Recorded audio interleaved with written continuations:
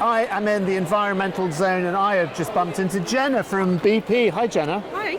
So the environmental zone, when we think about big problems, it doesn't get any bigger than the environment. Yes. And ultimately, this is a science and technology problem. Science and technology is going to be the way out of this problem. And BP, obviously one of our biggest energy providers. What are you doing here today? What's your message? What are you going to be talking to them about? Yeah, I mean, I think for BP, we just want to get young people as interested as possible. We need young people to be interested to keep progressing technology to improve how we help the environment.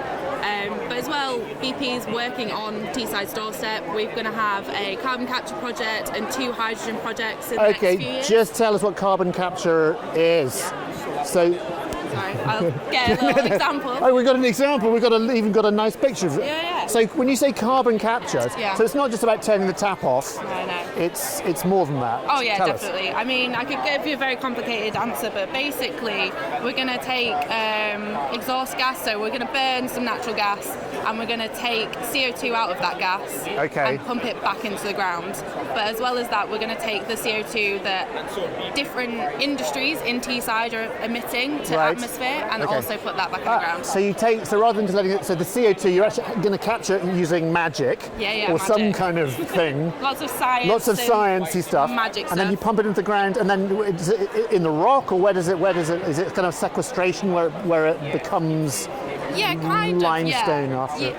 So it's kind of like how the gas is stored under the sea now. Yes. We're basically doing the opposite of that. Instead of taking it out, we're putting it back in. You're pumping it back in. That's really, really interesting.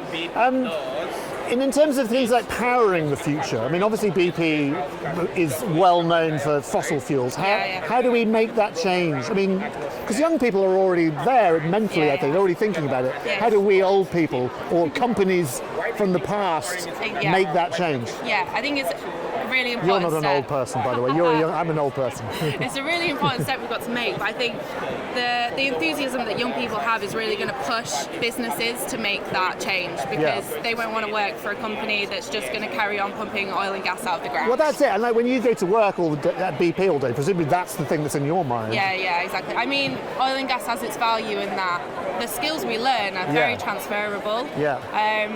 But we all know, like my generation, we all know that new energy is the future, hydrogen and wind, that's the future. And what about events like this? I mean, events where lots of kids come together. I mean, obviously it's carnage and noisy and general sort of like chaos, but beyond that, do you think they're useful for getting the message out there? Absolutely. I mean, so I did events like these when I was in primary school and secondary school, and I think without them it's very difficult to know what's out there.